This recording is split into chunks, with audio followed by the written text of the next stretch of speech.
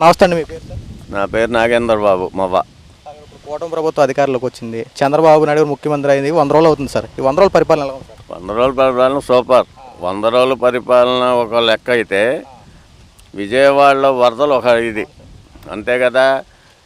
India మొత్తం మీద కాదు, ప్రపంచం మొత్తం మీద ఏ ముఖ్యమంత్రి కూడా అలా చేయడు. వాళ్ళ కింద ఉన్న ఎమ్మెల్యేలు కానీ మంత్రులు కానీ ఉన్న ఏది ఒక ఏ డిపార్ట్మెంట్ అయినా నెంబర్ 1గా చేశారు. లేకపోతే గత ప్రభుత్వమే ఉంటే ఎన్ని శవాలు చూసేవాళ్ళమో మనం. దాన్ని ఆయన తప్పుపట్టే పని ఏం లేదు. అట్లాగే అందరూ రెస్పాన్స్ అయ్యారు, బాగా బ్రహ్మాండంగా చేశారు. చూసుకుంటే 74 సంవత్సరాల నుండి చంద్రబాబు నాయుడు మోకాళ్ళ లోతు నీళ్ళల్లో ఈ వయసులో కూడా అల్పీలను పోరాటం చేసి విజయవాడ మళ్ళీ యథాస్థితిలో తీసుకొచ్చారు. అవును, ఆయన కాబట్టే చేశాడు. నేనున్నాను, మీరేం భయపడొద్దు అని వాళ్ళకి ధైర్యం ఇచ్చాడు ముందు. ఆ ధైర్యంతోనే వాళ్ళు ఇచ్చారు. ఎవరిని అడిగినా చెప్తున్నారుగా.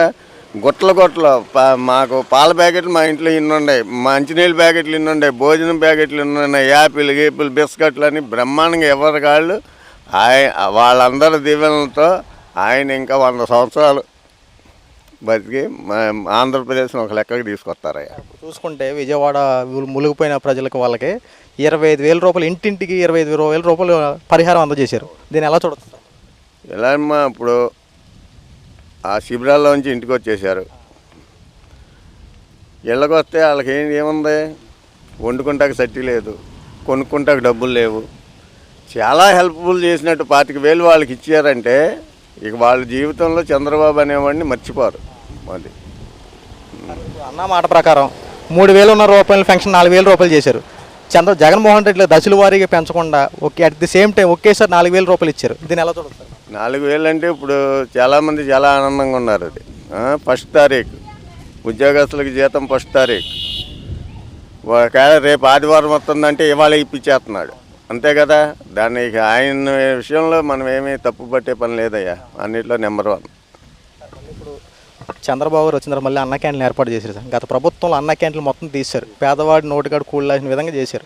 మళ్ళీ చంద్రబాబు గారు పేదవాడి ఆకలిని గుర్తెరిగి మళ్ళీ అన్న క్యాంటీన్లు ఏర్పాటు చేశారు. దీన్ని ఎలా చూడదు? నేను ఇదివరకు అన్న క్యాంటీన్ ఉన్నప్పుడు ఒక పూట వెళ్ళా, చూద్దాం ఎట్టా ఉంటుందని.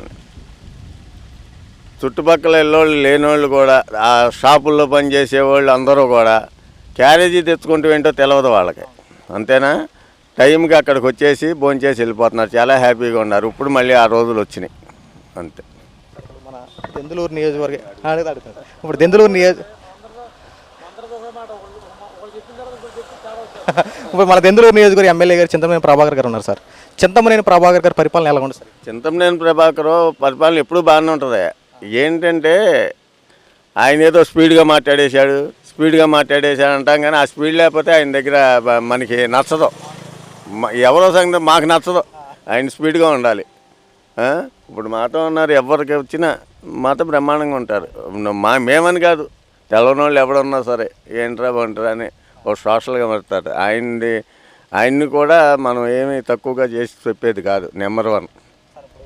కష్టం అని ఎవరైనా ఆయన దగ్గరికి వెళ్ళారనుకోండి, అక్కడికక్కడ అధికారులు నియమించి స్పాట్లో సమస్యను అక్కడికక్కడ ప్రాబ్లం సాల్వ్ చేస్తారండి. ఇది నిజం. మధ్య కూడా అధికారంలో లేనప్పుడు కూడా ఇట్లాంటివి జరిగితే అప్పటికప్పుడు ఫోన్ చేసి తన డబ్బులు పెట్టుకుని, తన కారు పెట్టుకుని ఎక్కడో అక్కడ మా పెద్దపాడులో ఇన్సిడెంట్ జరిగింది 2-3 ఏళ్ల క్రితం.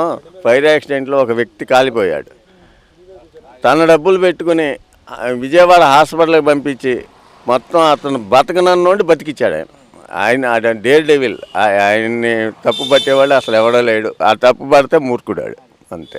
ప్రభాకర్ గారు ఇంటికి వెళ్తే ముందు సమస్య కానీ ముందు భోజనం చేశారా, ఇప్పుడు ఎవరు ఎంతలాగా అడిగి ఆదరించే వాళ్ళు ఉంటారు.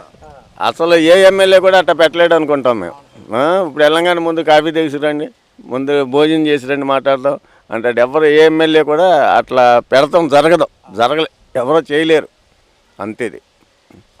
మీరు నిన్న 2 రోజుల పాటు చూసుకుంటే వార్తలో ఒక విషయం మాత్రం హల్చల్ అవుతూ ఉంది. మన తిరుపతి దేవస్థానంలో లడ్డూలో కొద్దిగా ప్రసాదంలో కల్తీ జరుగుతున్నాయి. అలా ఏంటి సార్ అది? ఏముంది, ఇప్పుడే మా ఫ్రెండ్ చెప్పాడు, ఇదివరకు నందిని అని కర్ణాటక వాళ్ళది వచ్చేదంటే అది గవర్నమెంట్ది. 450 రూపాయల రేటు ఉంటే 450 రూపాయలే, వీళ్ళ కమిషన్ ఏమి రాదు. అందుకని ఆ కమిషన్ల కోసం వాళ్ళని తీసేసి ఏదో అల్ఫా కంపెనీ అంటే ఏదో పెట్టారు. ఆ అల్ఫా కంపెనీ పెడితే వాడు ఇంత కమిషన్ ఇస్తాడు. ఆ కమిషన్లు కక్కుర్తి పడి అటువంటి గొడ్డు మాంస కొవ్వు ఇవన్నీ తీసుకొచ్చి కలిపాడు. అది చాలా తప్పు. భగవంతుడు హిందూ సాంప్రదాయం మంట కలిపేలా వాడు అసలు హిందూ సాంప్రదాయం మంట కలుపుతాకే మొదటి నుంచి ఉంటాడు. అందుకనే వెంకటేశ్వర స్వామి వాడికి చెంపదెబ్బ కొట్టి 11 సీట్లు ఇచ్చాడు. అంతే. Thank you sir. ఇదేనమ్మా ఇప్పుడు ప్రతి గ్రామంలో కాదు ప్రతి ఇంట్లో కూడా వైరల్ జ్వరాలు ఉన్నాయి బాగా. అది దోమ వలన వస్తుంది. ఇప్పుడు మా నాయుడుగూడెం రోడ్లో ఒక చిన్న బజారు, కారు వెళ్ళినట్టు వెళ్తుంది. ఎక్కడో పక్క బజార్లో దారి వేరే ఓడి కూడా వచ్చి మా సందులోనే వచ్చి మా ఇళ్ళ దగ్గర పేడ పడేస్తున్నారు. అది ఒక లారీడి పేడ ఉంది. కనీసం మేము ఎప్పుడు చెప్పినా డోంట్ కేర్. ఇదివరకు వైసీపీ ప్రభుత్వం మా మాట ఎవడో వినలా.